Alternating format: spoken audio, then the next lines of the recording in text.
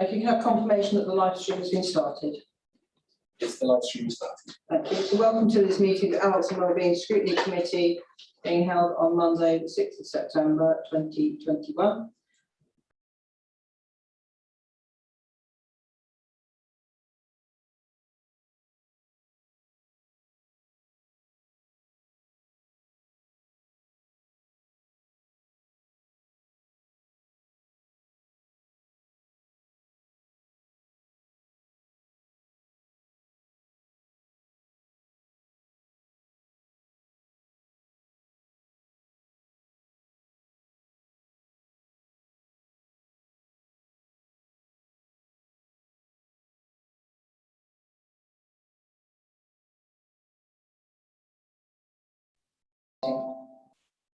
We have no members of the public present. Voting will be undertaken by a show of hands in the room. Only committee members may vote. At this point, I welcome Councillor Foxton, who is substituting today for Councillor Selden. Welcome, Councillor Foxton. Thank you. And we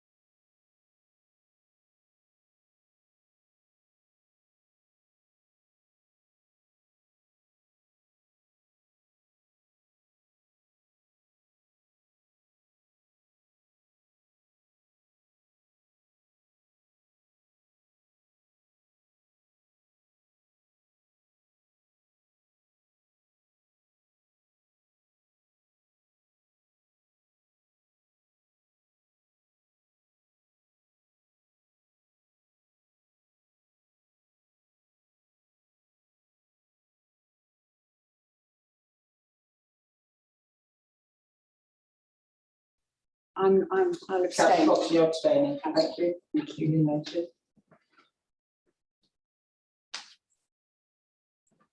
Questions from members of the public? No questions have been received for this meeting. And questions from councillors? Again, no questions have been received from councillors for this meeting. Agenda item number 7, briefing paper on out of hospital care.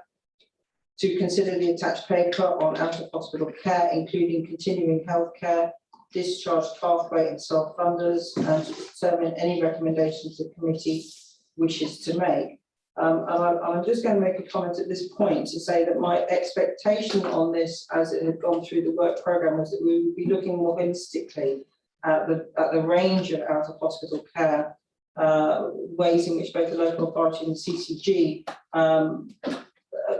work together to provide those services.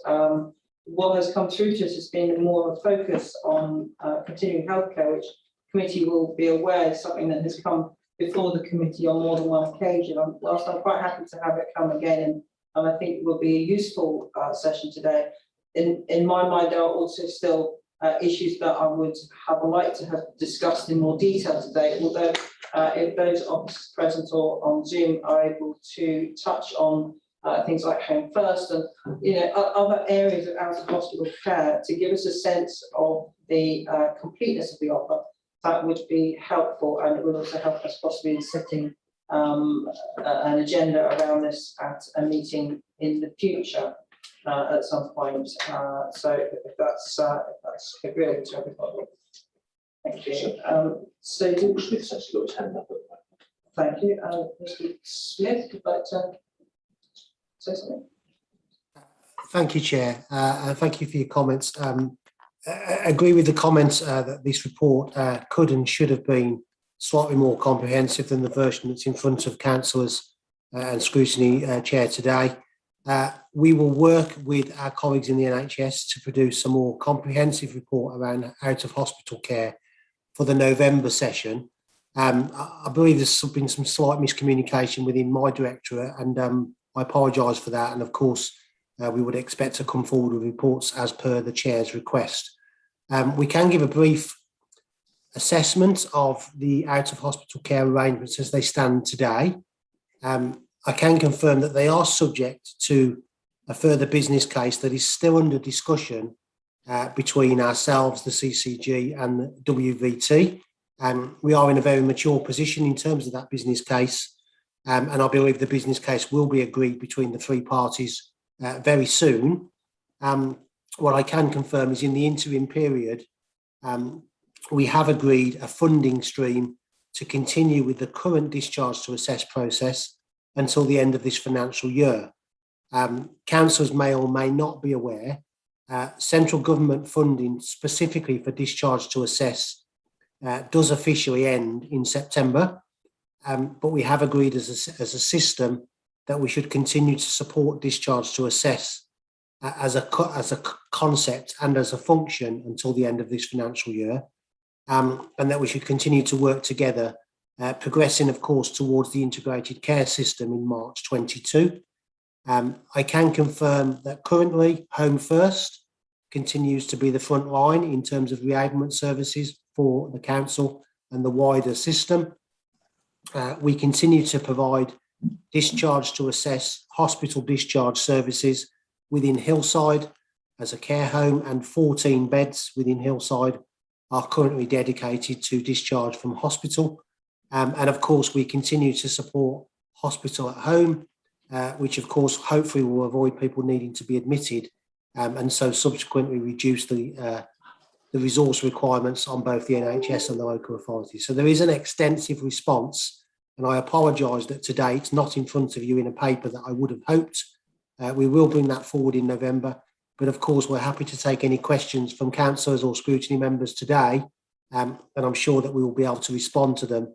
And we are also joined by Jane Ives from WVT this afternoon. And Jane, you may wish to add to that response to councillors and to the chair. Yeah, thanks, Paul. It was a good summary. I mean, I think it's fair to say that we, I guess, sort of Paul and I, we're really proud of what we've achieved so far in terms of providing an integrated response to both step up and step down discharge support in the community. We know we've got further to go in terms of getting the capacity right, and we've got resources in place, but we've still got some vacancies to fill. But it's a strength of our service. It's quite interesting, actually. Just before this meeting started, I was having an introductory section with a new ortho geriatrician who's come from another part of the country, and she's absolutely delighted with the services that she's found for discharging patients. So I think we are. I think, as Paul said, we're at a mature place in terms of developing the next case, but having the funding in place till the end of the year is giving us a little bit more space just to make sure we get that absolutely right. Thank you, Jane. I think it seems to me also that if we could work together in getting the timing of the next review of this for scrutiny, because it's a little bit about trying to hit a moving target with so many things changing around this. We can work together to make sure that the session is at the right point in the process. That would be helpful. So I have two hands up from members of the committee, Councillor Summers and then Councillor Gandy. My concern is discharge of mental health. From the best of my knowledge, that it's prerequisite that all mental health patients that be in the hospital go through and have everything ready for them when they come out, and they're taken care of when they come out. Can we make sure we know for sure that's happening?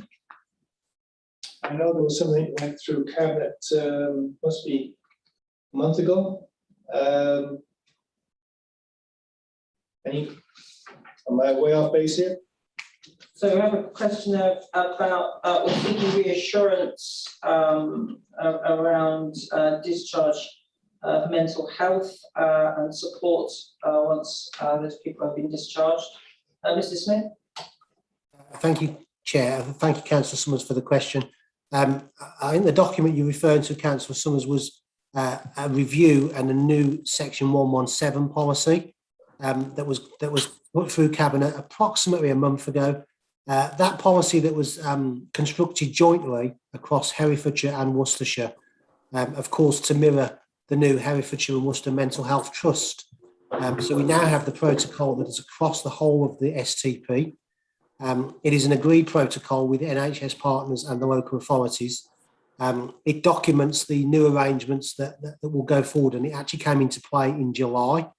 And of course, that replaces the existing or the previous Section 117 protocol, which has been with us since around 2015.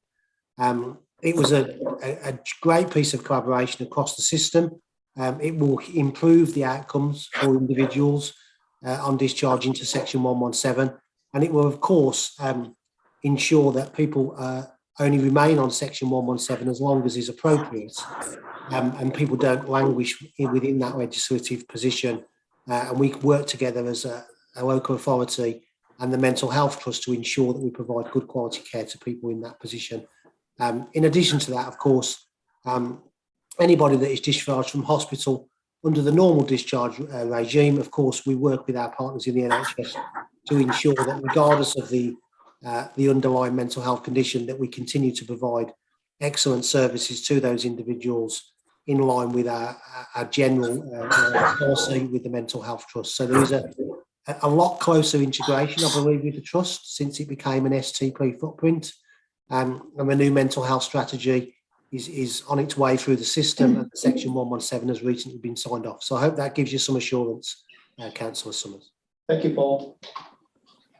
Thank you, Councillor Gandy. Thank you.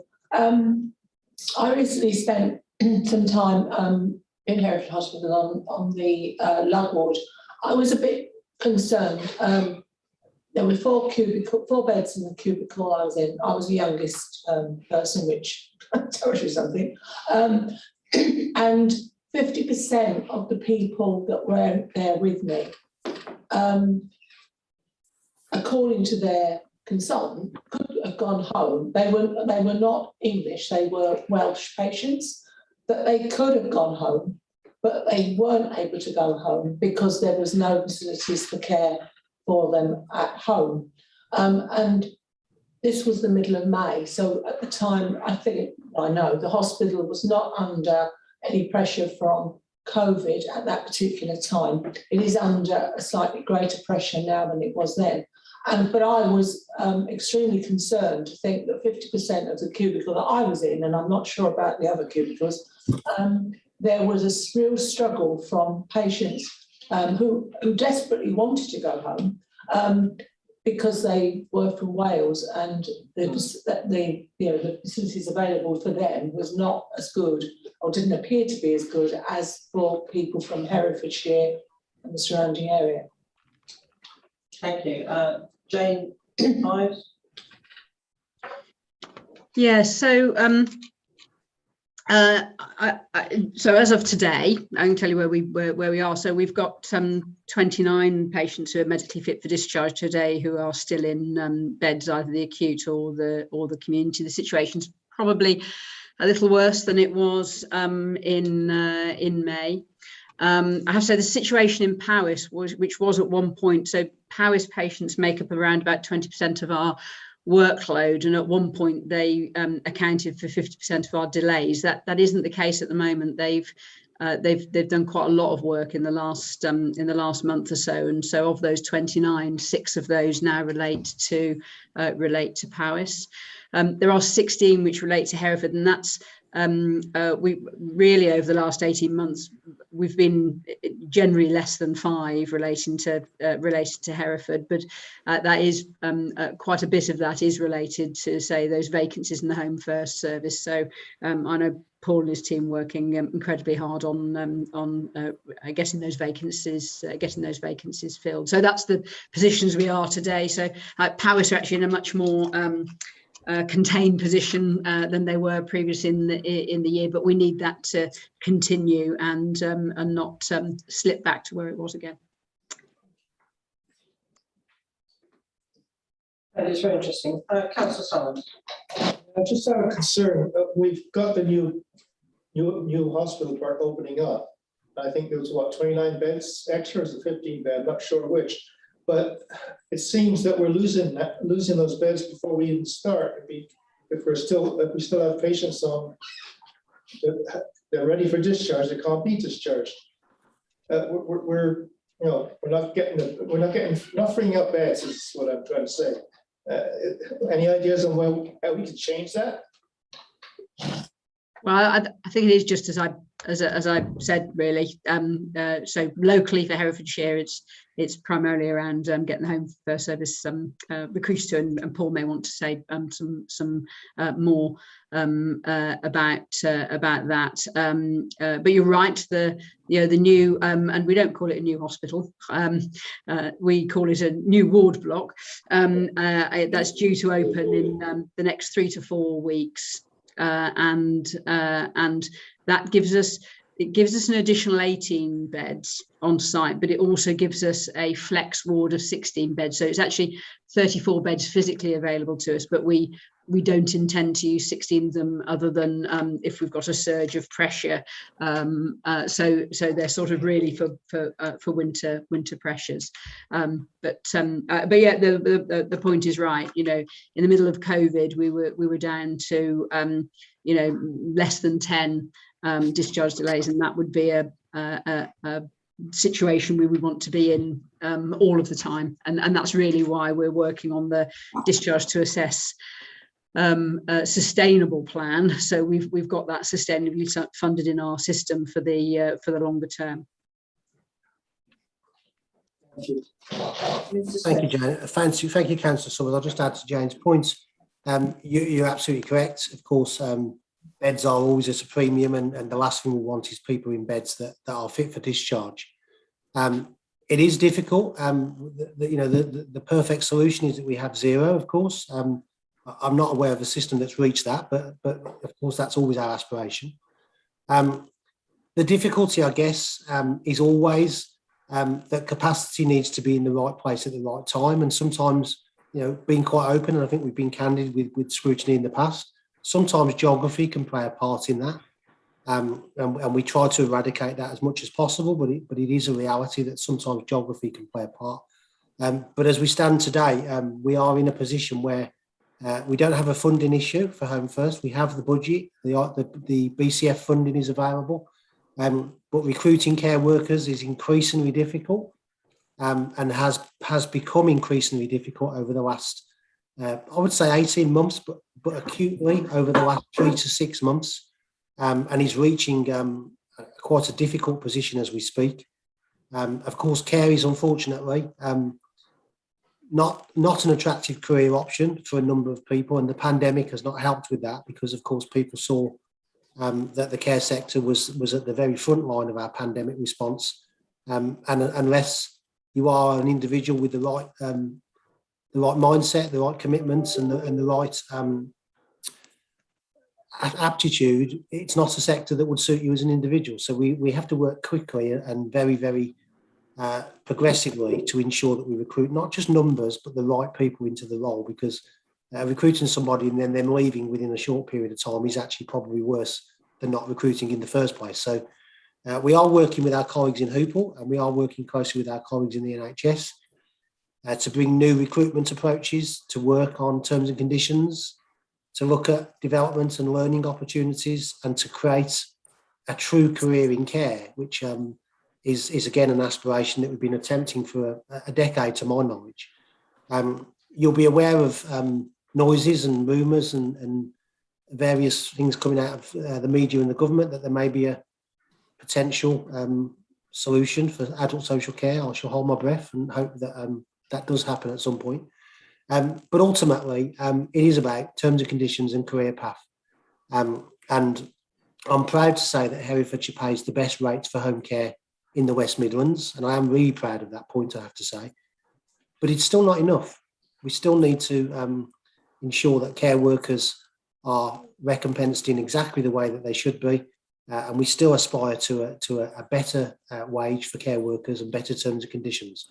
And we will continue to work on that agenda, both internally and externally. And at some point, we will ensure that care does become a career that is seen as an aspirational career. We have a way to go yet, but I'm convinced we will get there. And at that point, we may come to you and say, we now have 0 discharges that are waiting in hospital, but I believe that will take some time yet. But it's a It's not an excuse and it's not a fudge, but there is a lot of work and effort going into this care worker recruitment issue, which is the crux of discharges delays, because ultimately people don't stay in hospital because of procedure or because of a desire. They stay in hospital, unfortunately, because there aren't the services yet for them to be received into, and that's what we need to correct. Thank you, Mr. Smith. I think we will heartily endorse your comments on the requirements of recognising properly recognising the more incredible contribution that care workers make to society.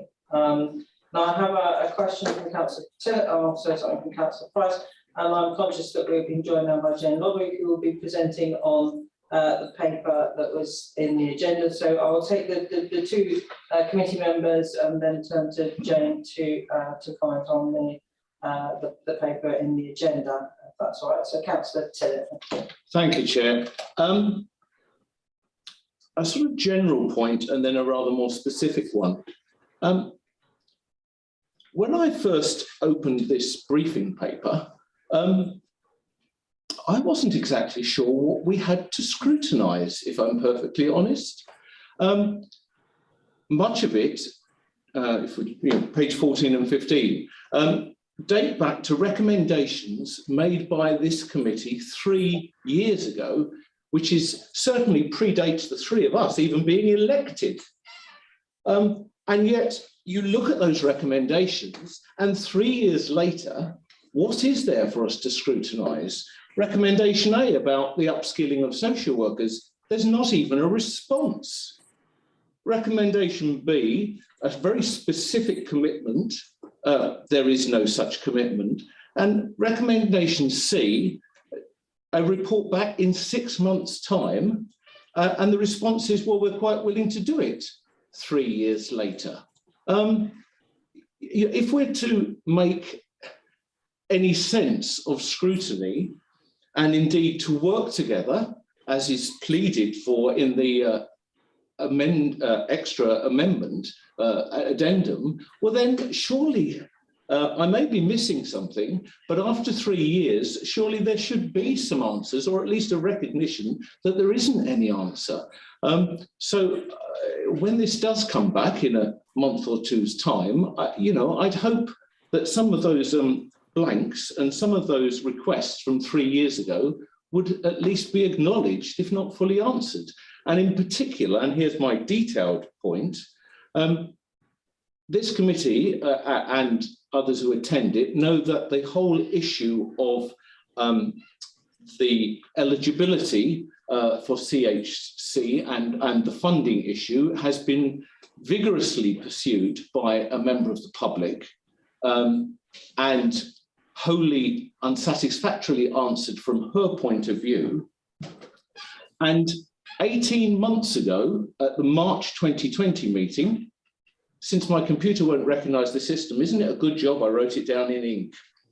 Item 45.5, and I quote, the Assistant Director of All Ages Commissioning suggested the CCG and Council produce statistics based on current demographics, anticipated levels of CHC, actual levels of Herefordshire achieving, levels that Worcestershire and relevant comparator areas were achieving, and providing compelling rationale for similarities or differences.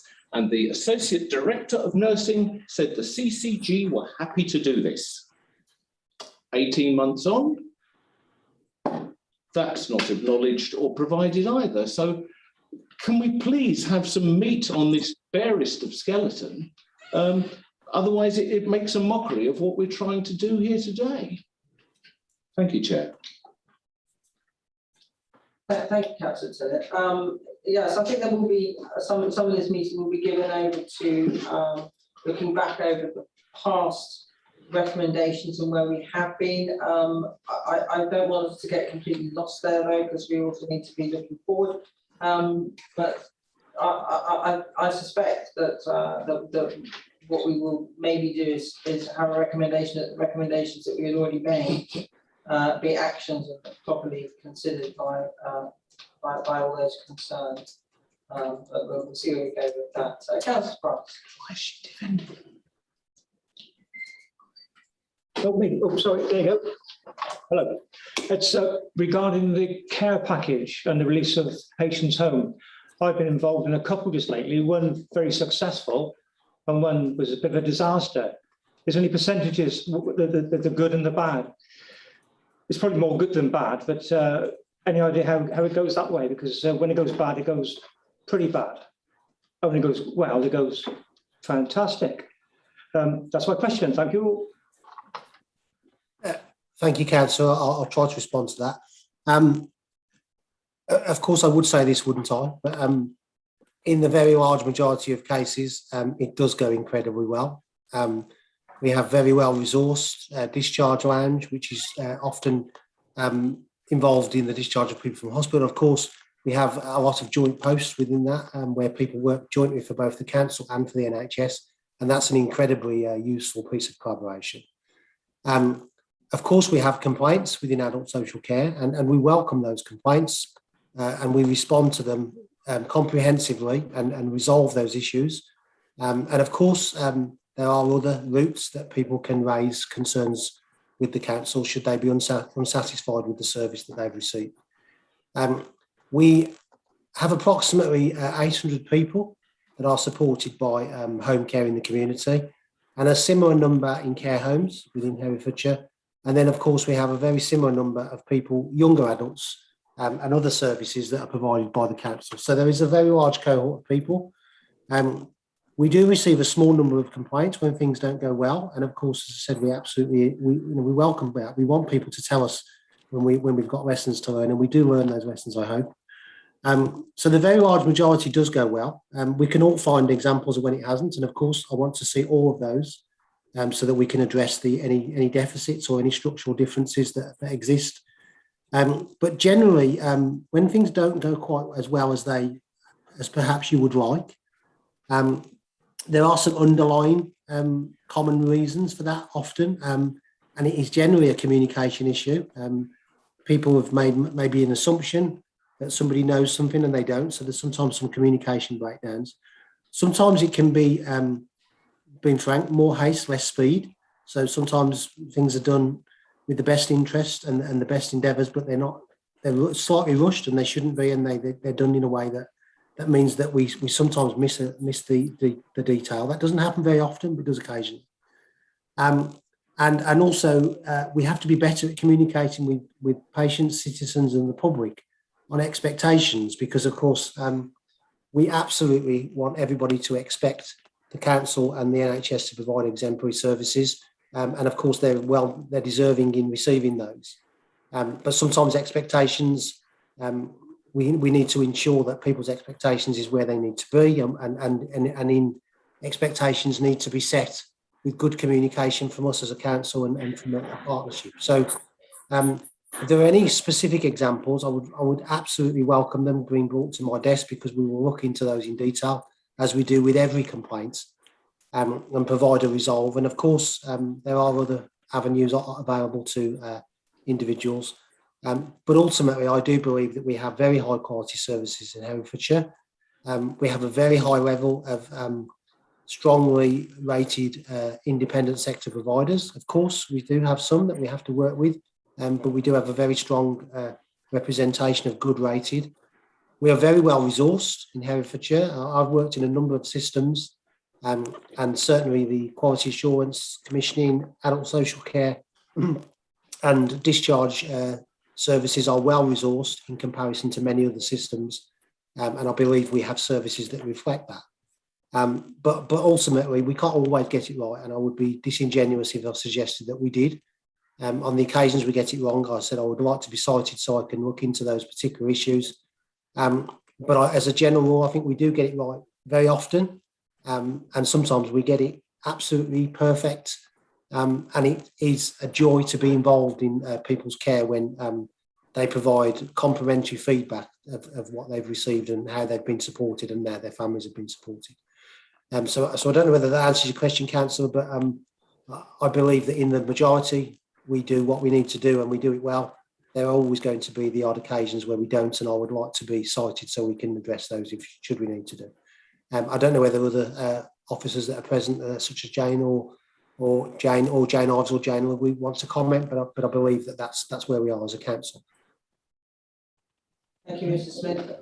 So I'm going to come to Jane Ludwig, but just before I do, I have a question now from my Vice Chair, Councillor Marsh. Yes, so just before we focus on CHC, which is of course what we've got the most information about, I just wondered if you could tell me if out of hospital care sort of included some of the voluntary sector of things like hospice at home, and if so, are there particular arrangements in place, or are they more part of the sort of continuing to be at home? If you could perhaps just give a bit of a picture on how the third sector fit in to discharge, I'd appreciate it.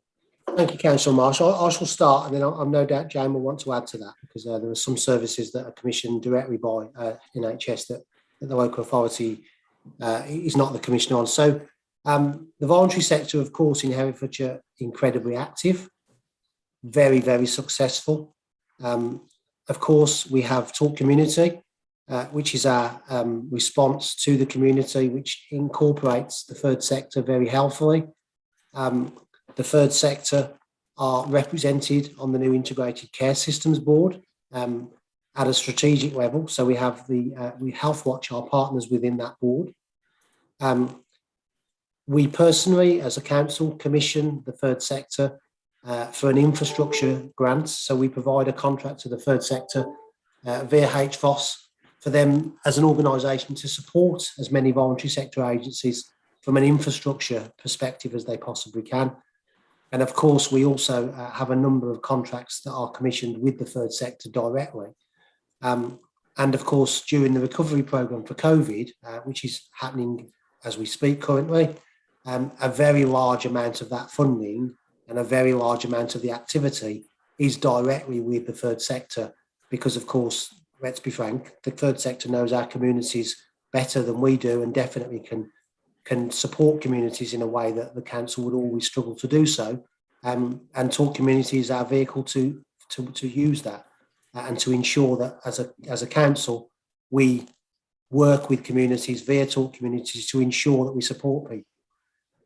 In terms of hospital discharges specifically, I can confirm that as a general rule, the percentage of people that go home without requiring a formal care package, the national indicator is 50%, but Herefordshire is nearer to 70%. So we have a number of people that leave hospital, and because of the infrastructure that exists within community and often supported by Talk Community, and because of the excellent care they receive, and our approach to adult social care, many people go home without needing any support formally, and are supported by the third sector to do so. So we have an extensive network of third sector organisations that support us with that, and long may that continue, because of course we want people to have the right support at the right time, and that isn't always formal care support.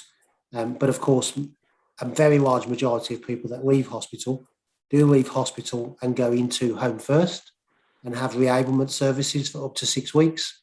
And then many of them leave and discharge from the services without requiring any ongoing care at all, which again is also a huge advantage of the system that we've got in Herefordshire. So the third sector is a strategic partner of the council and the NHS, and we absolutely work in partnership with them to ensure that discharges and aftercare are provided at an appropriate level, and many people receive those services from the third sector and do not require formal care, which is of course an exact exemplar of our strengths-based approach to adult social care that we introduced approximately 2 years ago, and continues to this day and will continue for some time.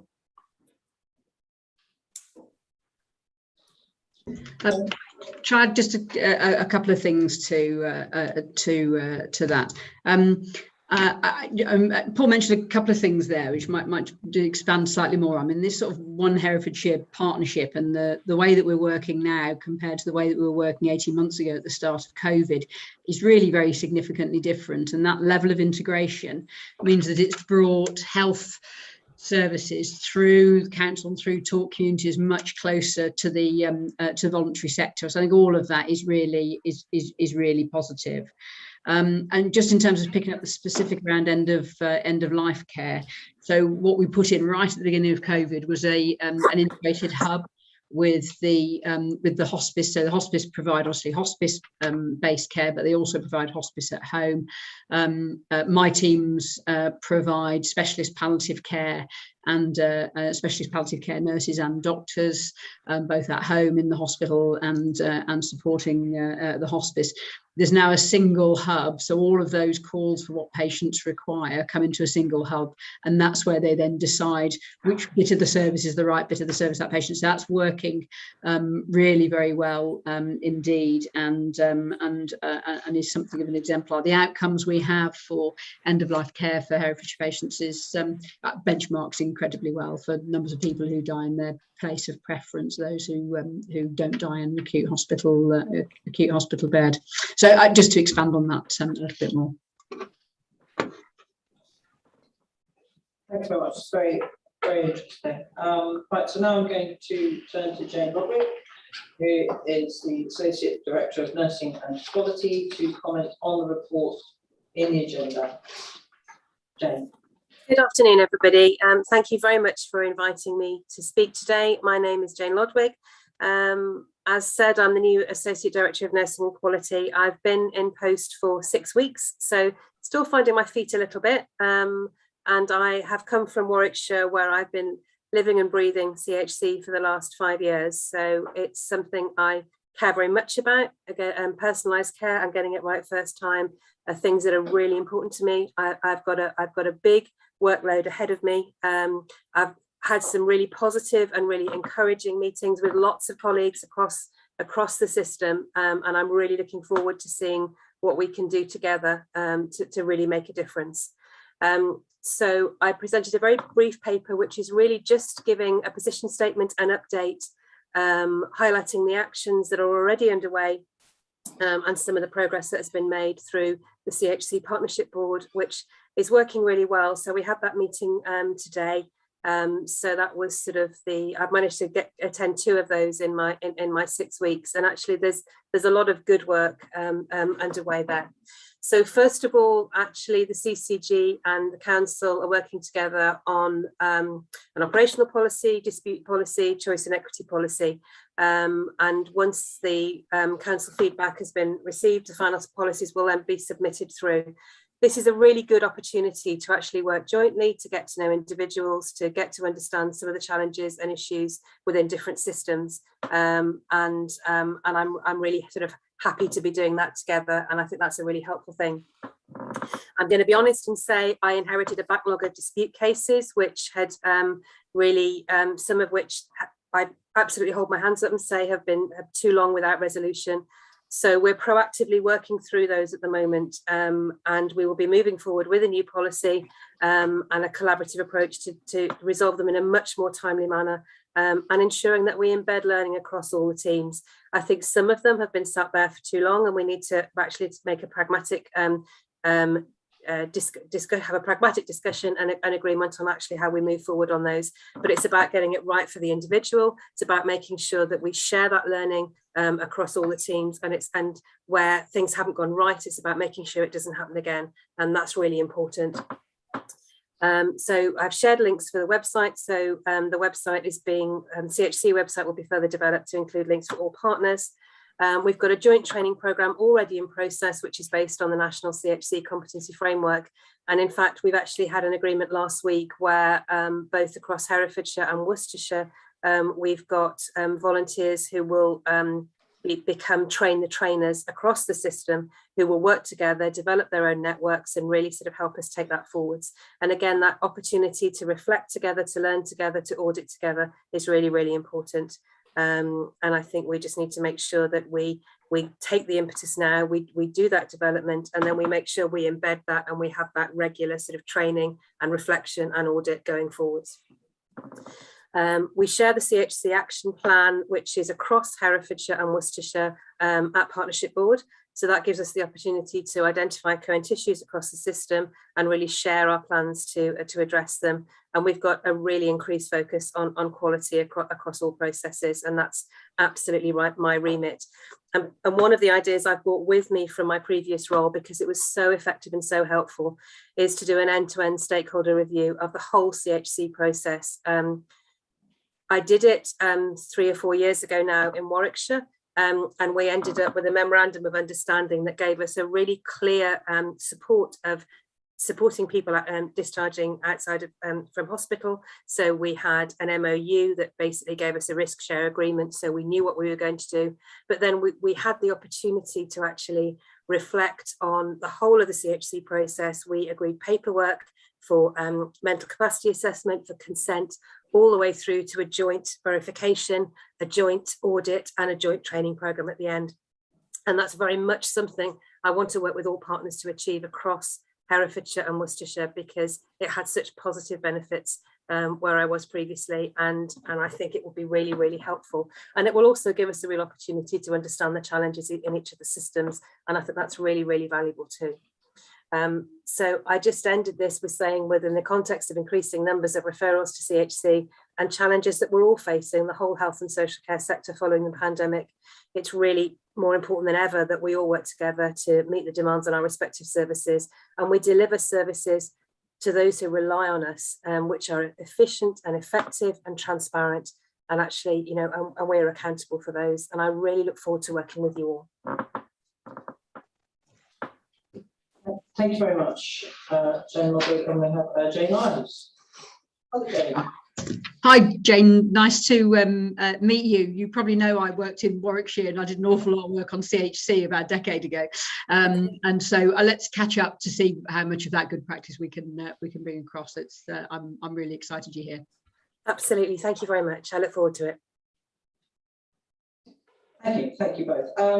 I'm going to, I do have a question from Councillor Gandhi. I'm just going to start with 1 or 2 things. Because you're only 6 weeks into the job, so it's, and obviously for us this has been somewhat of a longer running saga, and you've come in, you know, at this stage, and we're going to be frustrated because you are responding to something that happened 3 years ago.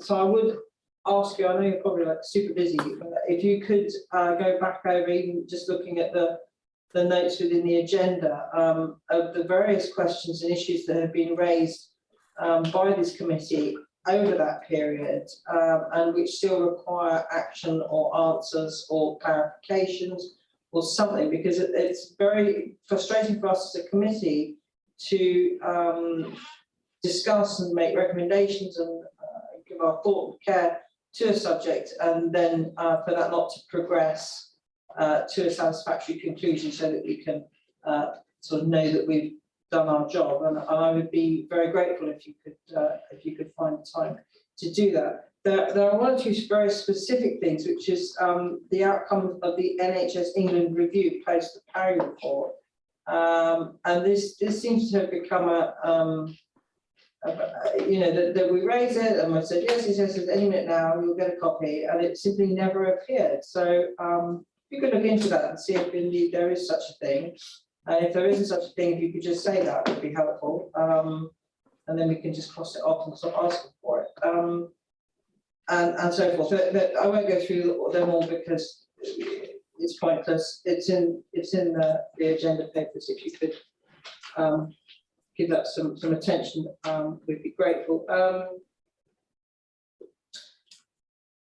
As you've outlined the work that you're undertaking, which sounds very good and worthwhile, and I think we're very pleased to hear about that. It would be nice to be cited on it of these policies as they start to form, particularly your stakeholder review, and to get a sense of the timelines around that would be helpful, as well, if that's possible. And just on a kind of a more general note, as you're taking this on, the conversation going on between the local authority and CCG around this, and while we're reflecting and learning and auditing together, we need to have a very clear sense of the service user, the people, the person-centred approach that needs to be somewhere in this mix, and it's not immediately apparent through either the website or the literature at the moment. They've really just really, this is all sort of relatively new, but I do feel that's important that these are human beings, sometimes at very vulnerable and difficult points in their life, and that they need to have a very kind of person-centered approach through all of this, if that's possible. So I'll just pause so that Jane Lodwick can respond, and then I'll go to Councillor Gandy. Thank you. Thank you very much, and I will certainly look to address your first question. I'm very happy to share progress in terms of the stakeholder review, and I care passionately about personalisation. My role previous to coming into a senior role in commissioning was lead nurse for personalisation. It's something that's been part of my career and pathway for a very long time.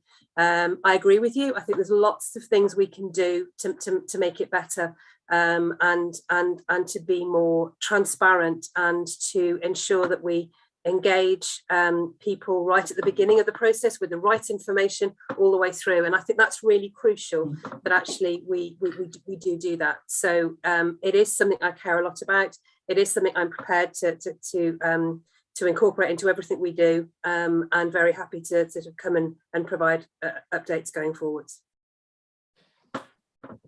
Thank you. Councillor Gandy. Thank you, Chair. I've not been a member of this scrutiny committee for much longer than you've been employed in your current position. So we're similar in as much as some of this is coming new to us. And I'm actually horrified, I have to say, and I'm not blaming you in any way whatsoever. You've been in post 6 weeks, and you probably were as horrified as I appear to be. I think the wider issue for everybody in the room is the fact that, promises were made in 2018. I mean, I think, as Kevin said, some of these councillors weren't actually even elected then. Some of us were, but we weren't involved here. And as the chair has said, these people are human beings who are in difficult situations, and being required to wait for a decision on a dispute for a significant period of time is just totally unacceptable. So my two questions are, how many families are you at present dealing with who are in dispute? And secondly, how old are the oldest ones that have been in dispute? So we get some sort of an understanding of how long some people have been waiting, and whether we've actually moved from 6 from bottom, although, I mean, even if we move from 7th to 8th, that's not exactly an achievement. But, I don't blame you. You've come into this, but I am absolutely horrified. Okay, so in terms of a response to that, I have looked at disputes across Herefordshire and Worcestershire. So to be very Hereford specific, I would need to go back and look at figures. I'm going to be very honest with you and say I've seen some that are more than 18 months old and got put to bed during COVID.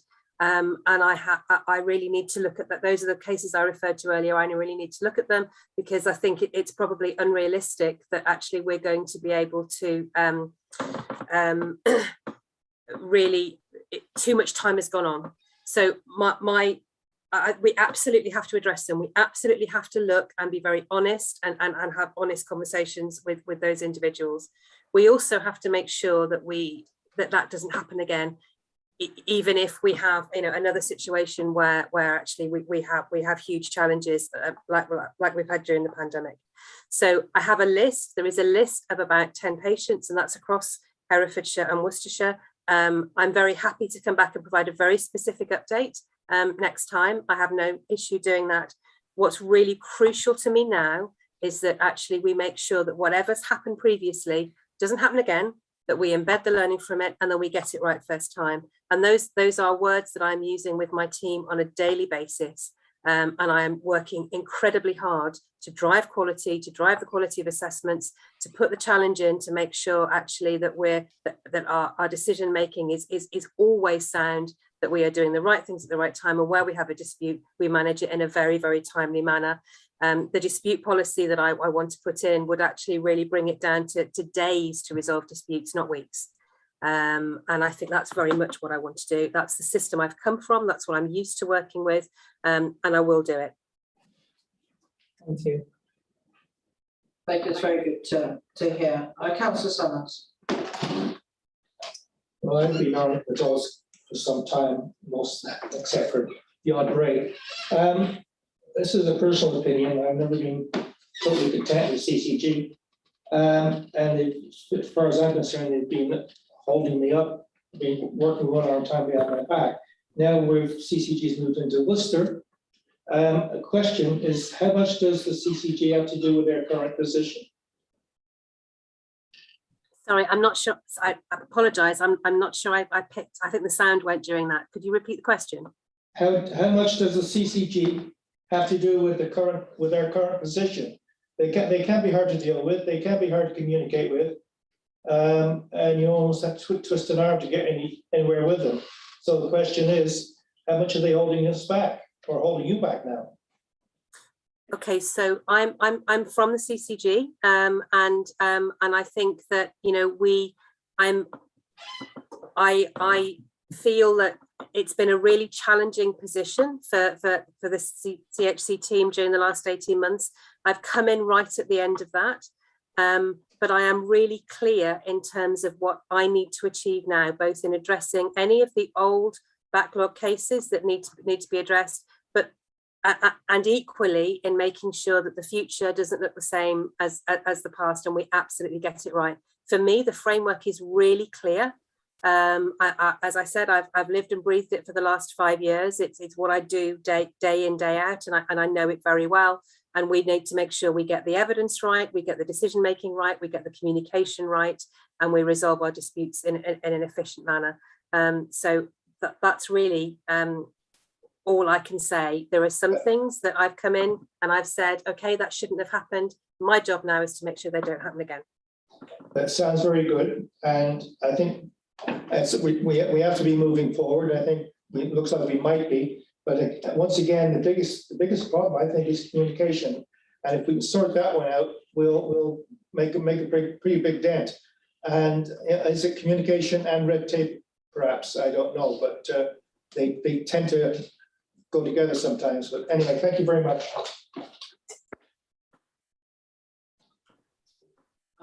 Thank you.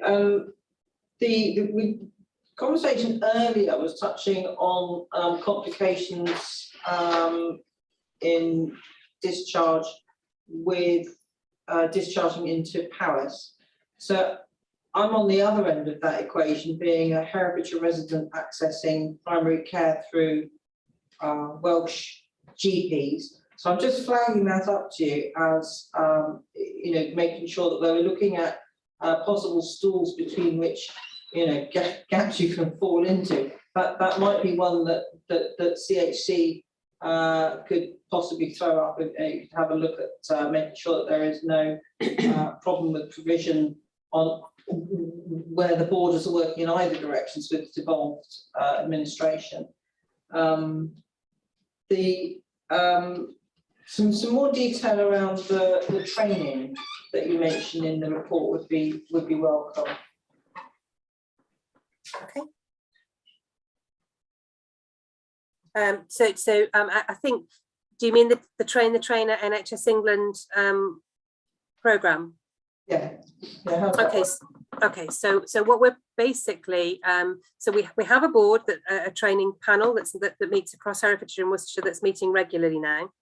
One of the initial focus, so they've had 2 meetings. One of the initial focus is to access the nationwide CHC Train the Trainer programme. So basically, each organisation has identified 2 members of staff. We're just waiting to hear who the Herefordshire candidates are, who will go forward to some national training and then actually work as a panel, supporting each other, but also delivering our local training. What I need to make sure is that actually it's not just, we have a very high turnover of staff across health and social care, and we need to make sure that we're consistently and constantly offering that training and updates and support for our staff, so they've always got the sort of best information at their fingertips.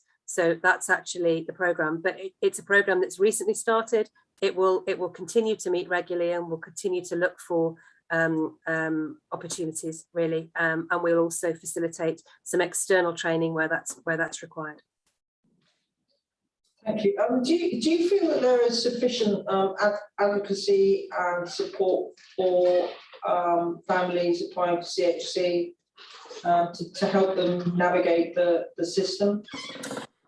One of the conversations we had at Partnership Board today, and it started actually with us talking about sharing our links, is I want to make very sure that wherever somebody lands in the system, whether they land on a social care website or they land on a health website, that actually they're getting the right links, they're getting the right signposting, they're getting the right support. So I think we do have some work to do there.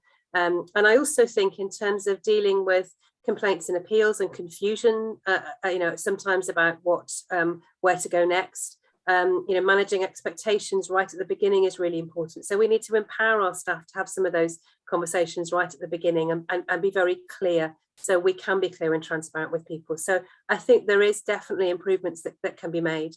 But I think it's also really important that wherever they land in the system, they're getting the same information.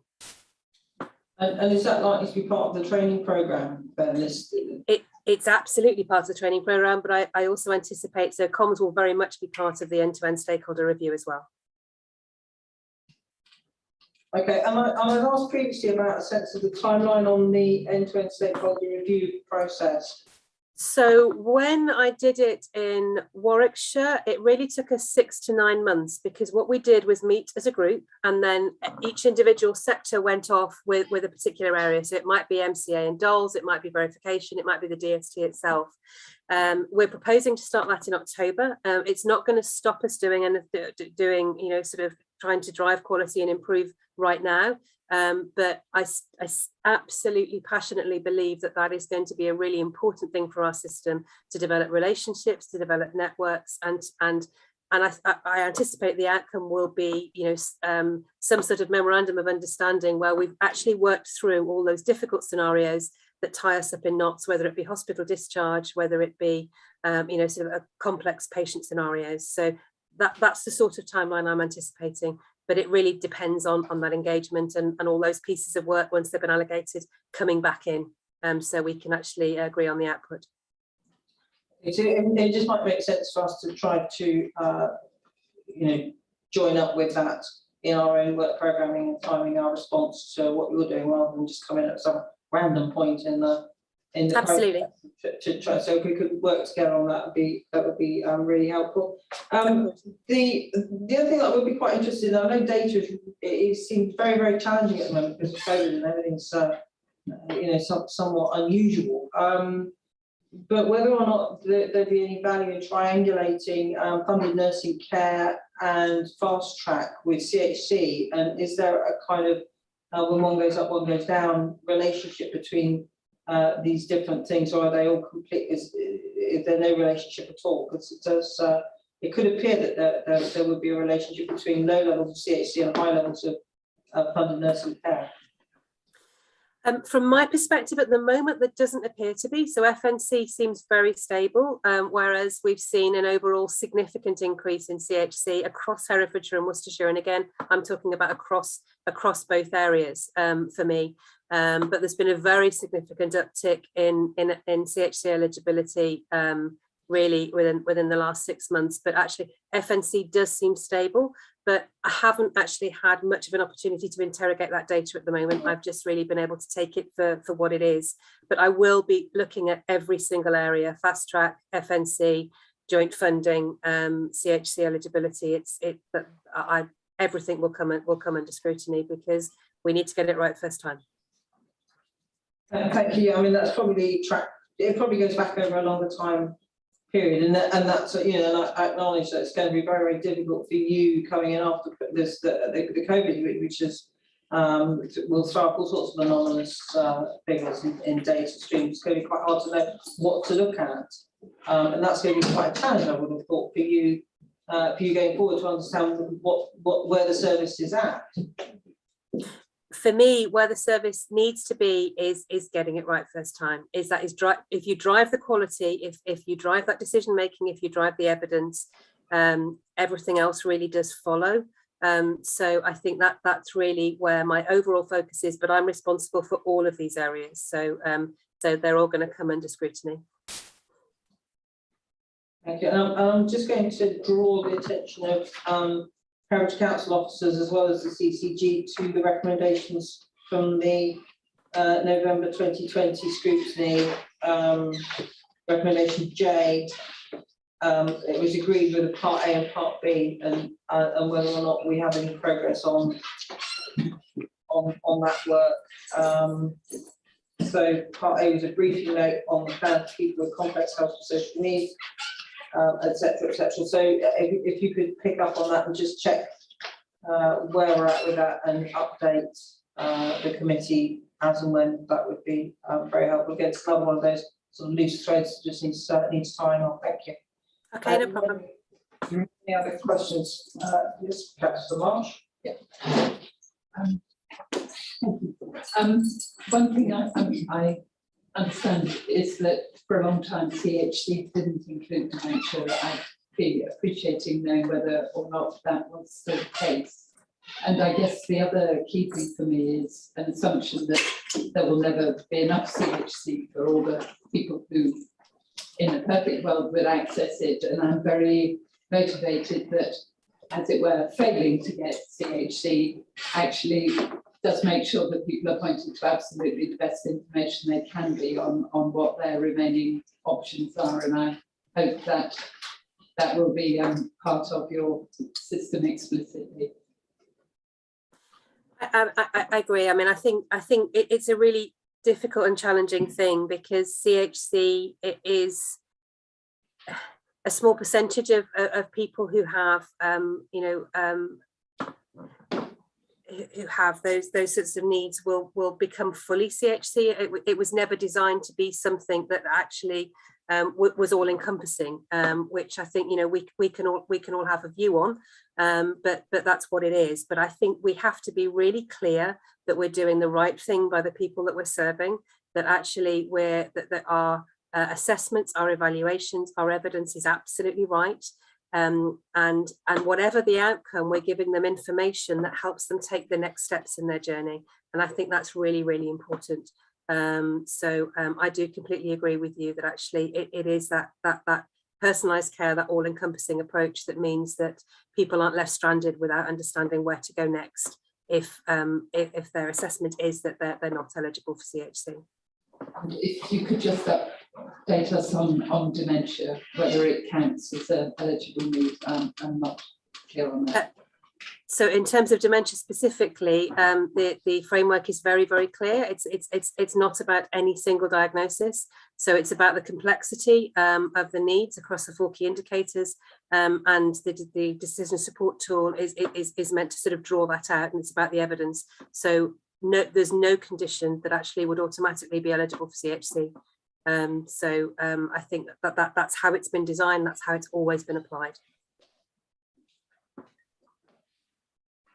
Okay, I'm just going to try and just tackle one of the outstanding issues from the recommendations, which is, I'm quoting, the CCG will be happy to share the outcomes from the NHS England review with the local authority and the committee once it has been received and reviewed by the CCG internal governance processes, which was a response to the, I think, the 2018 and we touched on it again in the other. So has anybody got any idea where this NHS England review might be? It's not something I'm aware of. I'm very happy to take it away as an action. That would be fantastic. Okay, great.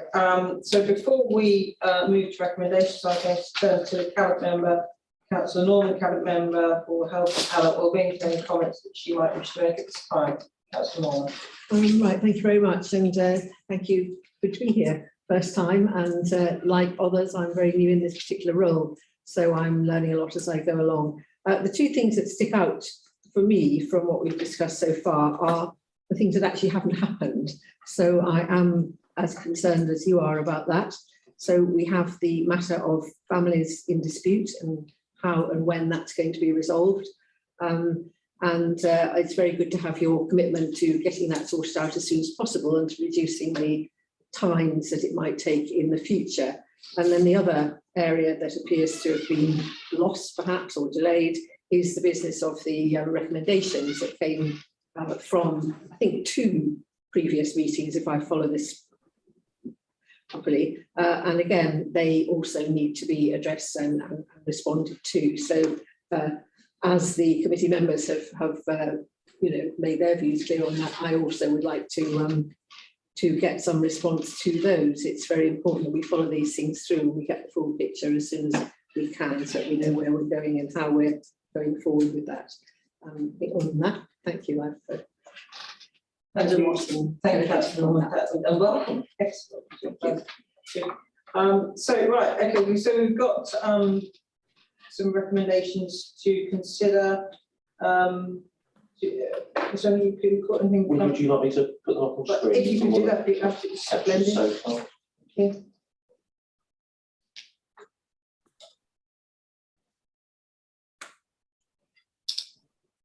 Okay, so from the discussion that's been had, would it be helpful for me to read those out aloud? Yeah. Okay, so this committee recommends that the council and CCG work together to provide a more substantive report to the committee at a time when a greater level of detail and progress can be reported. That those recommendations previously agreed by scrutiny and identified in the reports are properly considered by relevant bodies and responses provided. That the issue of discharge for patients across the England-Wales border is investigated to ensure there are no impediments preventing discharge. That detail concerning the number and age of outstanding dispute cases in Herefordshire are provided to the committee. There's an update on the status of the NHS England review into CCG eligibility is provided to the committee. Councillor Summers. I would like to know what has been done from 2018. If anything has been done, we should possibly have a report on that, even if it's a little bit. 2018, it's what, 3 years ago. We need to know if anything was done at all. COVID didn't get rid of everybody. There was people involved, and there were questions asked. Were any of those questions looked at? So I think we need to know what was done on the 2018 report and how much. Yeah, and 2020. I mean, I think it may help if we can do. I mean, it's sort of covered by that overall recommendation. But it might be helpful for our partners if we could do a digest of the various outstanding, so they haven't got to roost about and find them, and then that it's a clear sort of new set of recommendations from here rather than referring on to a separate document. I think that would be a kindness and helpful to our partners. Jane Ives, yeah. Just looking at your third bullet point, I mean, I think we know what the issues for discharge are across the border. We have that information. I read it out earlier, and so yeah, the issue is resolving the problems, and that continues to be work in progress with Powys in the same way as it is with Herefordshire as well. So I don't think we particularly need to investigate it. We know what the issues are.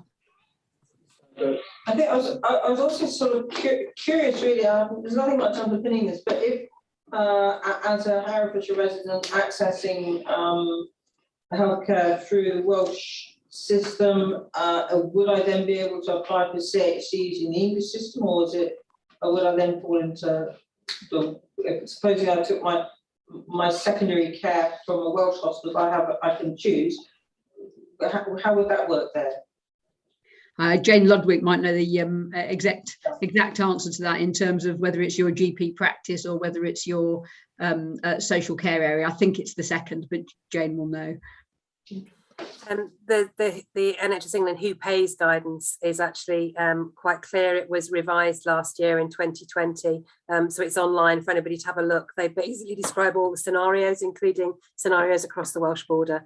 So sometimes it goes with your GP registration, but there are other scenarios if somebody's halfway through care or changes care during that period. So I'd need the specifics of the case, but it's all in who pays and it's all online.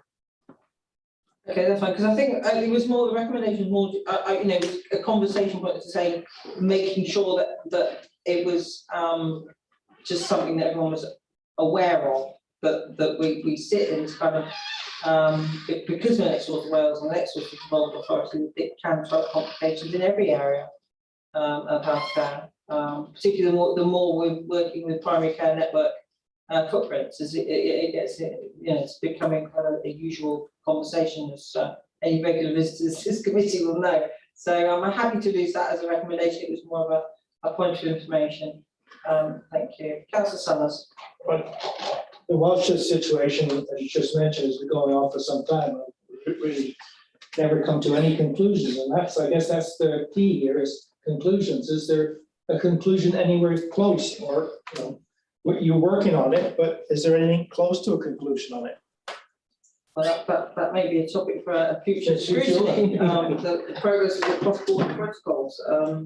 I don't really know where they've got to. Does that also, now we have patients that go into places further afield, like we have for patients go to Birmingham, et cetera. Well, there's a similar situation happening, isn't it? Well, I think, yeah, but there's a specific problem between Herefordshire and Paris Monmouthshire, because that's a devolved administration and the NHS is devolved in Wales. So there are differences. Whereas if you go to Birmingham, it's the same NHS England constitution applies. So it also applies in Esteem in my ward. I have exactly the same problem. Yeah, it's just, you know, because with regards to the David mentioned about the recommendations, the tracker only starts from September 2020. Was there a previous tracker? Because there is a previous tracker that's somewhere in the ether, because it's not on mod.gov, because that I've checked. But if there's a previous tracker, that will have the recommendations and whether we've had responses to those recommendations. So that meeting was when? 2018. 28 September 2018. Oh, you will have had trackers then, I doubt it. No, well, I think that was the recommendation track came more latterly. It came about the beginning. But it wouldn't be difficult, I think, to go back and find out. Just that was a bit what they easy. were, and then we could follow the issue all the way through start to finish, which makes sense. Councillor Tillett. I'm sorry to go over old ground, but I just want to pick up David's point that he made at the beginning. I think actually referencing 2018 and 2020 is actually important within the recommendations to make it clear how long some of these have been outstanding. I mean, I hesitate to say it, but clearly I'm going to. Given that the authors of this report are present on the screen, quite frankly, I would be embarrassed about having presented this to us today with so many recommendations that are 3 years old that are ignored and unacknowledged as having been unanswered. And I think it's only right that our recommendations highlight the fact that for 3 years, recommendations, requests from this committee have been ignored. And whilst the chair was very kind to, dare one say, let people off the hook when I asked earlier, it just isn't good enough. How can we do our job if requests are ignored, overlooked and unacknowledged? Well, we will keep on pursuing them, and we are. So, thank you. Has anybody else got any other comments on the recommendations? Well, could I just suggest that possibly we put the 2 dates that those recommendations previously agreed in blah and blah? Then that would, that would at least signal. Okay. Jane, I should have your hand up. Is that legacy hand or? Yeah, I mean, I think you should not put it down. I mean, from the point of view, the fact that these recommendations are going to cabinet, I think they need to be made aware that. Yeah. But I mean, we are, well, I wasn't aware, but because of and others. Yeah, no, that's fine. I think it really is an issue. Yeah. And a lot of this has got nothing to do with COVID because it was long before COVID. The Philistine needs to be on. COVID is used for a lot of things. Okay, so has anybody got anything else they want to say on the recommendations or any further recommendations that they wish to make? We have any concluding thoughts or comments? Can I just, going back to the tracker, and I hate to go on about this, did you only introduce the tracker in September 2020?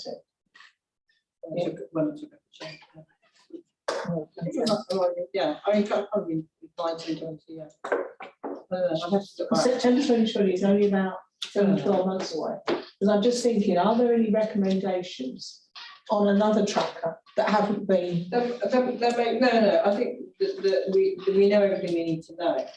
But I think it would be sensible and useful to get it all in one place, which is, and then we could share it and be helpful for everybody.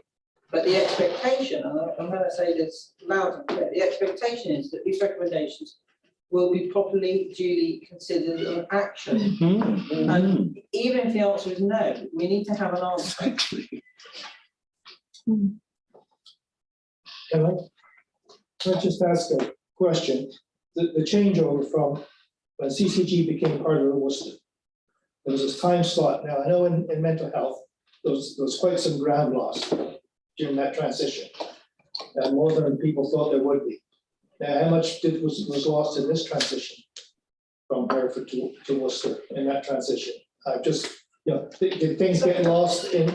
No, I mean, yeah, to be fair, there have been a number of very substantial changes. We constantly try and hit a moving target. There's a lot of things that are going on, and then a pandemic as well. And I think we do need to acknowledge that and be reasonable. But nevertheless, we also have a job to do, and we make recommendations. I think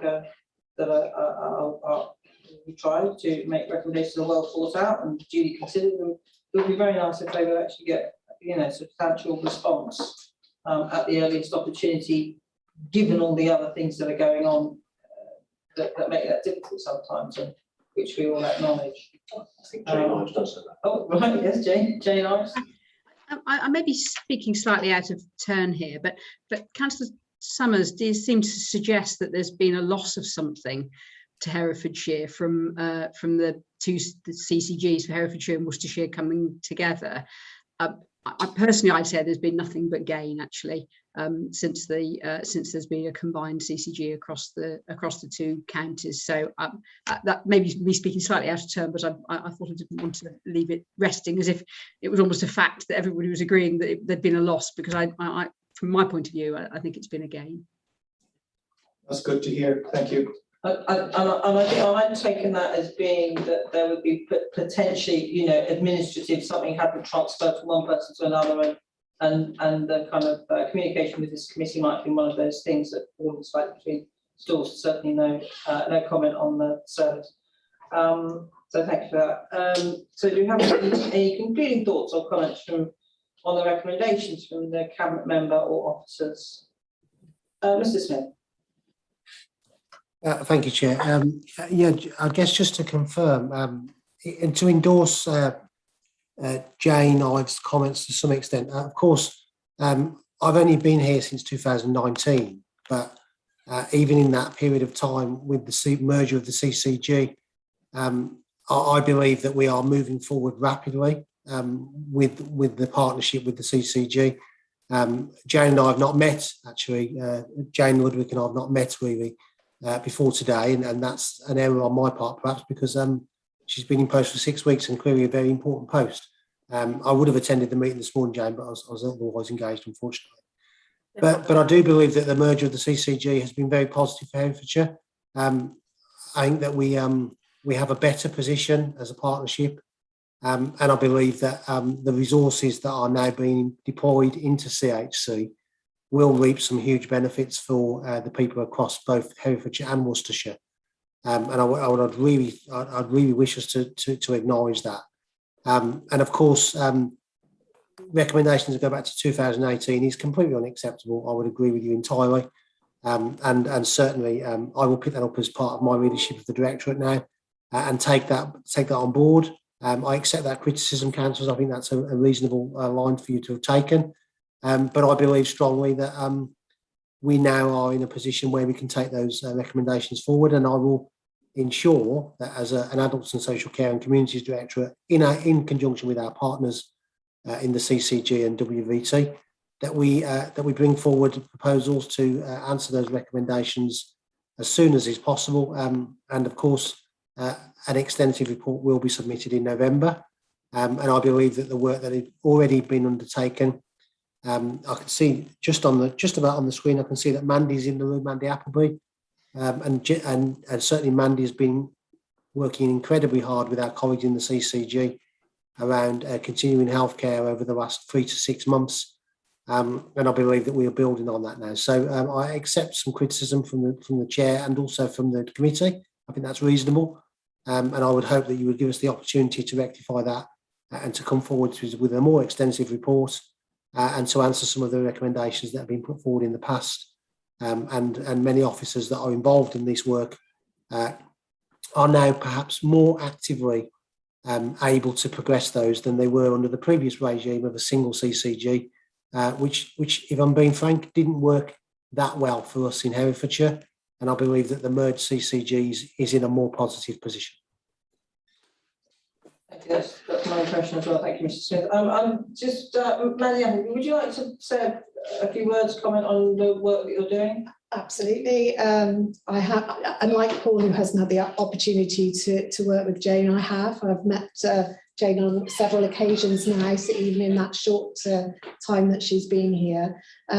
Before that, in the months before that, there was an interim associate director that I've been personally working with, and we've commenced with almost completing now alongside Jane, a set of policies.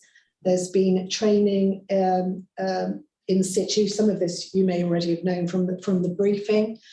We are seeing changes in practice, which is really what we all want to see right across adult social care and CCG, and that has to be from top down and grassroots up, so that the people of Herefordshire get an equal opportunity for an appropriate assessment pathway, whatever that is, whether it's a decision support tool for continuing healthcare, whether it's a Care Act assessment, or whether it's advice, general guidance and support. I think the closer partnership working with new CCG, combined CCG, we have moved in comparison to previous years. We've made great progress in quite a short length of time. Thank you. That's very good to hear, and I do feel that actually the future here is looking better, but we never have a debt to pay for the past, and we need to make sure that all those recommendations and things that were done previously have been dealt with properly, and then we can look to the future, which I think is where we all want to get to. So, right, I need to propose that and the seconder for the recommendations. So, Councillor Summers, the seconder, Councillor Gandy, thank you. All in favour, please show. It's unanimous. And that concludes scrutiny of hospital care of CMC. I would like to thank all of those involved, particularly Jane Lovely, for coming along, and welcome to your post. I'm sorry it's a slightly bumpy ride today at scrutiny. Hopefully next time it will be nothing but congratulations. Thank you very much. So right now we're going to turn to the committee work programme, which is agenda item 8. Scoping document for the task and finish group on the health impact of the intensive poultry industry has been shared with the committee. Committee resolved on the 20th of March that the task and finish group on this topic be considered. The production of the scoping statement was delayed by COVID-19, but a draft is now being produced and is set out in the supplement to the agenda papers as Appendix 3 to the work programme report. Committee is requested to review and agree the draft scoping document for the task and finish group, its membership and the appointment of a chairperson. I think this will be a task and finish with a degree of public interest. I think it will be quite a worthwhile topic for task and finish. So we need to discuss and agree whether we think the scoping document is appropriate and how we feel that this task and finish might take us forward. Has anyone got any comments?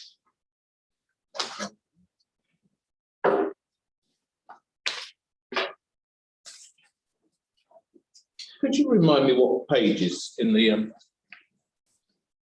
paperwork this is? It's 25. Page 23 is 25. 25. Circulated as a supplement yesterday. Right, so if it hasn't been printed off, I won't have that either. Apologies. No, okay, that's fine, as long as I'm not looking for something that I haven't got, which I was. Okay, so has everyone got a copy of Park Council Tiller? Okay, so pass my copy down to Council Tiller. Put it online. It's not a long document. Council, you should be able to read it start to discuss it. No, I've looked at it. One thing that came up by Councillor Marsh mentioned to me is whether or not we should include antibiotic resistance within the scoping.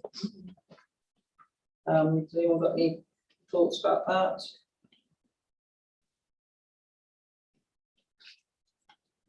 Okay, so Well, except to say that, of course, antibiotic resistance is almost a doctorate paper on its own. Yeah. I think it is an important issue, but it would be easy to go down that route and go so far down it that you actually lost everything else. Yeah. I think I'm probably inclined to agree with you. I think the challenge here is keeping something that is sensible and focused on the potential health impacts of a particular thing, rather than looking at something that gets so generalised that you're not making any kind of point about it. It may be that in fact you wind up with just a bunch of questions at the end of it, but I feel that's acceptable because the questions sometimes need to be asked. Councillor Marsh. Yes, the reason I thought it might be helpful is that if, speaking from a position of relative ignorance here, if antibiotics are regularly used, they will be part of the manure, and if the manure gets in the water, then look, this brings up a whole series of PhDs. Yeah, indeed. Absolutely agree. Should we take one each? And I'm kind of quite excited that Herefordshire, as far as I know, is taking a lead and in looking at this. And I would not be at all unhappy if we produce something which then other local authorities might go, well, let's start from there, and we'd like to look a bit more at X. I have no expectation that we will complete even one doctorate despite our heroic efforts. But I think that is something that people are very aware of, so I wouldn't like it to be out. So personally, I would be quite pleased if the word antibiotic was in there, but absolutely not suggesting that we spent 15 hours on it.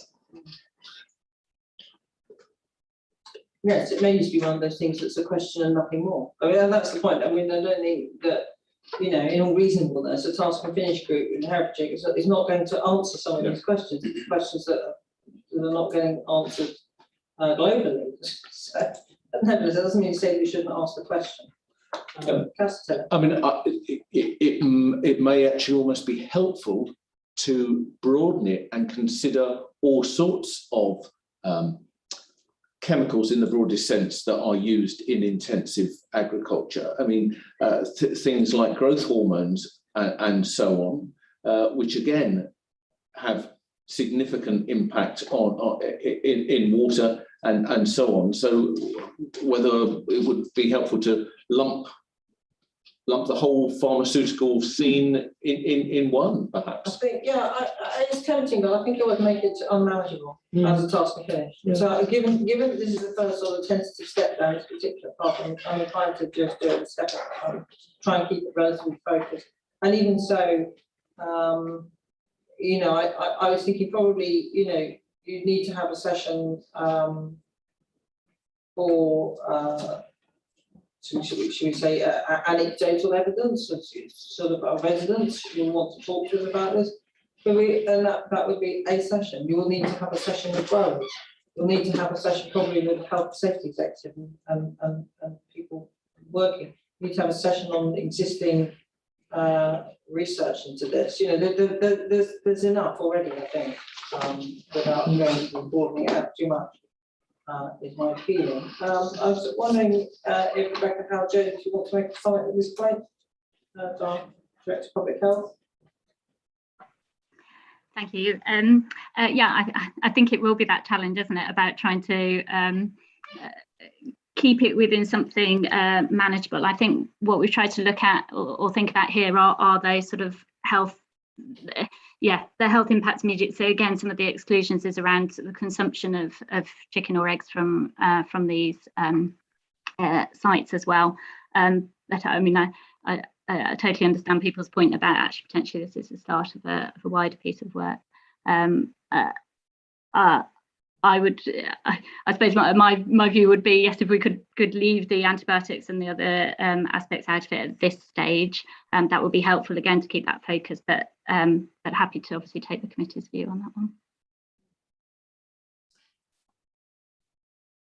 No, I've got any further. Councillor Norman. Thank you very much. I just really want to briefly comment, and that was to say that I absolutely take the point that you can't in depth get into these issues. They're huge and they need a lot of expertise, but it would be, I think, very helpful if they were referenced, simply to say we are aware that these are matters of concern, but it's too much for us to take on, but we note that they are, of importance. I think to not mention them at all would be odd and would certainly get people. I think that's the point. So you could raise a question and note something, but I wouldn't recommend that the task force try to solve, very difficult issues like this. It's not the point. But also there has to be a point of view, what is the value of doing a task and finish? And that's the question. What is the value of this? What are we expecting this to do? If it's just we're just going to have a bit of a chinwag about something, well, that's a rather limited value. But if there is some way in which the local authority can respond to what we find out or those questions that we raise, then those are the questions that we need to be asking. Those are the lines that I think we could usefully follow.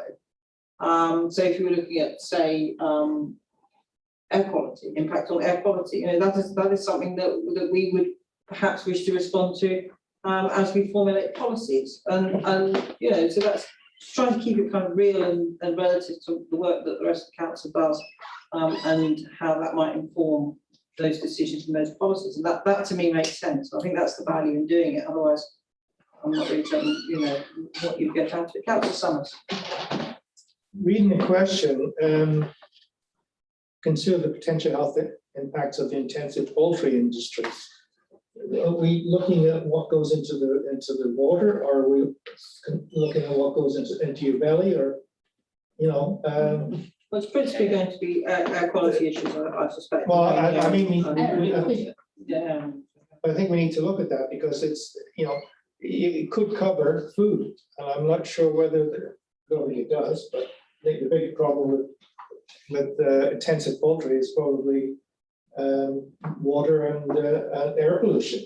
But it could be, when you say health, it could be. That is specifically outside of the scope. If you look at the scoping, outside of the scope is the consumption of the product. Yeah, okay.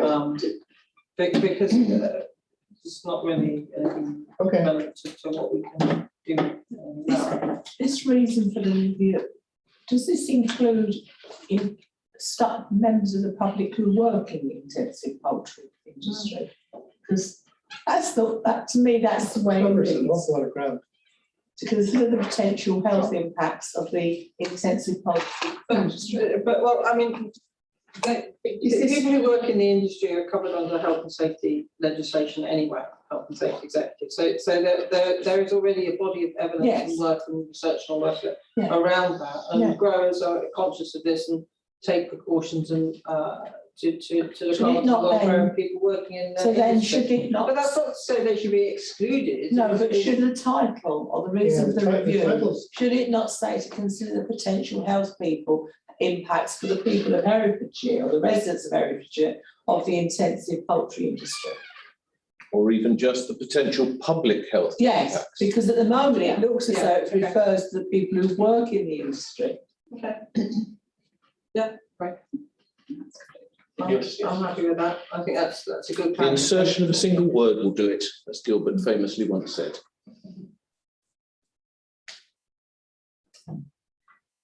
Okay, we've got any thoughts about so we're broadly happy with the scoping.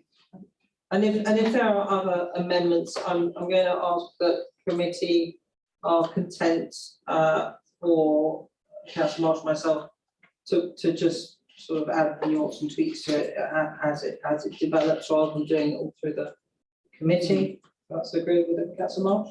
Yes, can I mention one particular one or not? Yes. The summary, there's 4 bullet points, and the third one is about the work that's taking place nationally.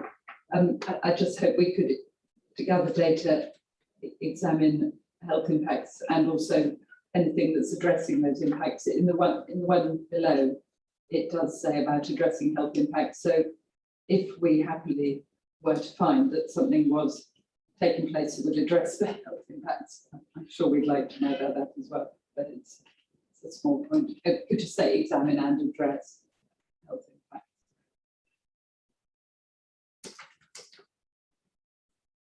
Right, so membership and the appointment of the chairman, and there is, as the new constitution is like to be coming forward for the full council meeting on April 7th, and that may impact co-optees and other things. So do we? Is the idea that we would defer the exact membership of this task and finish until after that change, so that we know, or can we anticipate the change and start making suggestions at this point? I'd have to take soundings perhaps from the scrutiny officer, what the changes might be to the operation of task and finish groups. But if there's no change to task and finish groups, then you can agree a chairperson, and people can volunteer to be on the task and finish group now. Okay, well, we could do, okay, so just to start with, who present currently would be prepared to volunteer to be on this task and finish? Hands up. Take a step forward, let's take a step back. Nobody. Okay. I'm quite sure I'm quite sure there will be one person at least from the Green Group who would like to, which may or may I not. would have thought that you would be someone that, because it really needs to be, there ought to be people that have some knowledge or some real interest or passion for the subject. And I expect within the wider council there will be quite a few people. Yeah. Okay, so are we agreed that we, as a committee, would email to all membership and saying who is interested in being on this task and finish, and append the scoping? Just another point, really, along with what Carol was saying, is that this really does impact on quite specific areas within the county, and that.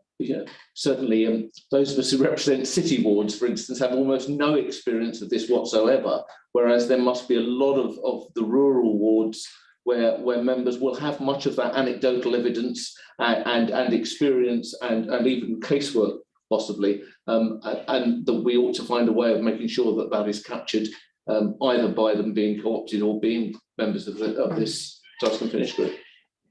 Yeah, it's a happy meeting, isn't it? Because I'm in a very rural area and I don't get any complaints about it, because and everybody who found their way would vote through every planned application for a poultry farm going. So it's about in the middle somewhere. Sure. I'll just say anyone who's interested in it as a subject. I don't think you have to have a personal reason, I think. But if no one's minded to serve on this task, when are we looking at forming it? Because I've got 3 committees and a task to finish already on there. So, well, that would be a very good reason for not taking on more. And I don't know on the timeline yet, Councillor Sullivan, I'm afraid, so I can't answer that question. so but it would probably overlap. It sort of depends when you're, whether your current commitments. I know you work very hard on a number of committees, so maybe see when those are going to come to an end and whether or not it's possible. Thank you. That's so much. Yeah, could I, sorry, going back to the scope just a minute. I'm delighted that Public Health have drawn this up for us, and that I think the fourth bullet, it says to understand relevant health functions and how such health powers could be utilised to address health impacts. And I think it perhaps what we want to make sure, as Councillor Swinglehurst has said, is that some of the functions of the council that have a role aren't explicitly health. So, for instance, environmental health and planning would be in there. So possibly one or two of those healths could get lost. But what we really are focusing on is any levers within our council team and within legislation that would enable us to make progress to problems that if the committee find them relating to public health.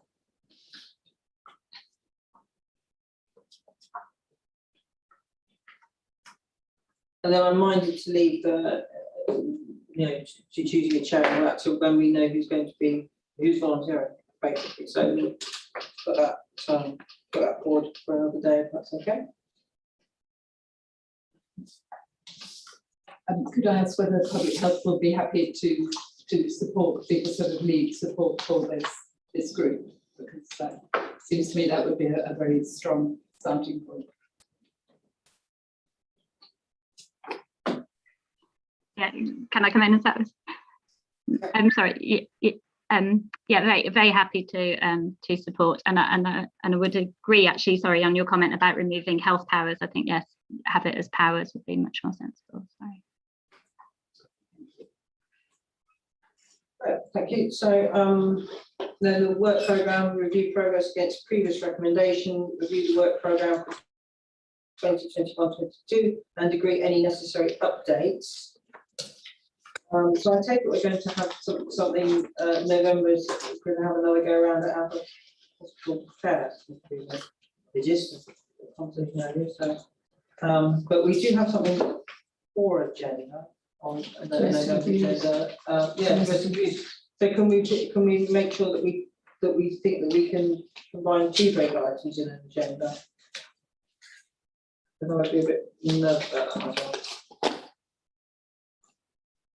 Or at least whoever's writing a report about hospital care, bear in mind that we have got another largish item.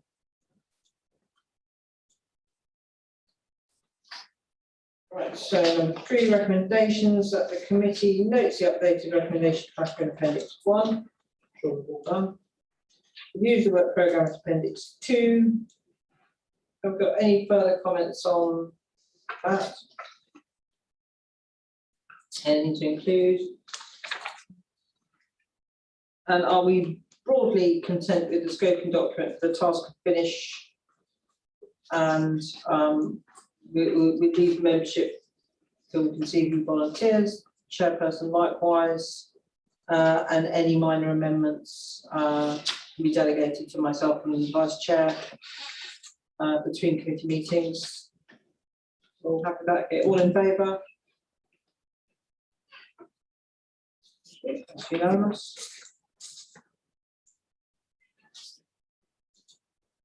We'll move on now to the date of the next meeting, which will be Monday, the 1st of November, 2021, at 2:30 in the PM. I'm formally closing this meeting.